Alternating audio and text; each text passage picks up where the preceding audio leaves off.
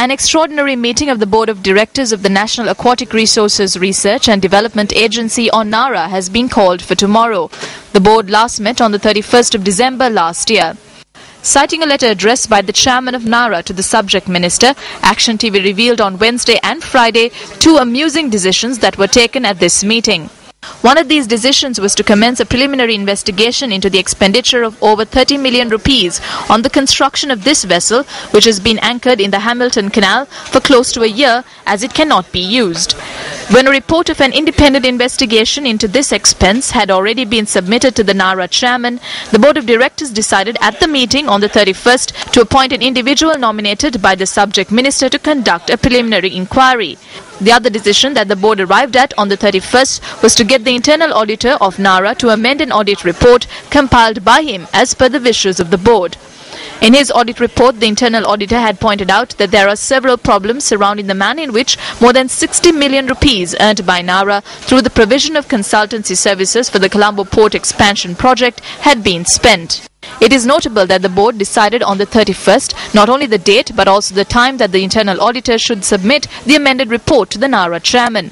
If the internal auditor of Nara has bowed to the wishes of the board and has compiled and submitted the amended report to the chairman in violation of the fundamentals of his profession, then this report will be tabled at the board meeting to be convened tomorrow.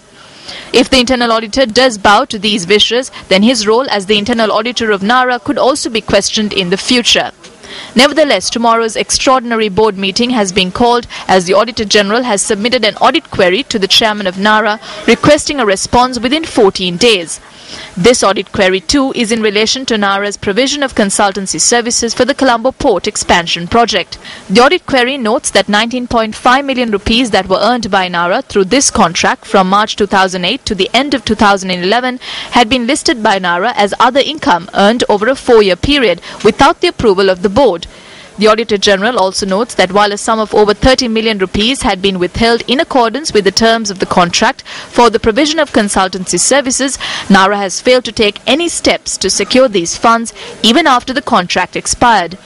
This audit query also points out that the management of Nara has failed to carry out an inquiry to determine if there is any truth to the claims that over 1.8 million rupees of the over 60 million rupees earned by Nara for this project had been paid as withholding tax.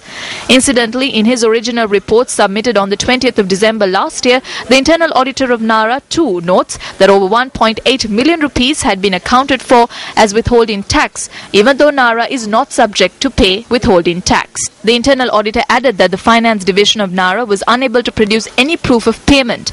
Another factor mentioned by the internal auditor in his original report is also contained in the audit query issued by the Auditor General. This fact is that the finance division of Nara failed to produce vouchers for costs incurred by Nara in the consultancy services project in question.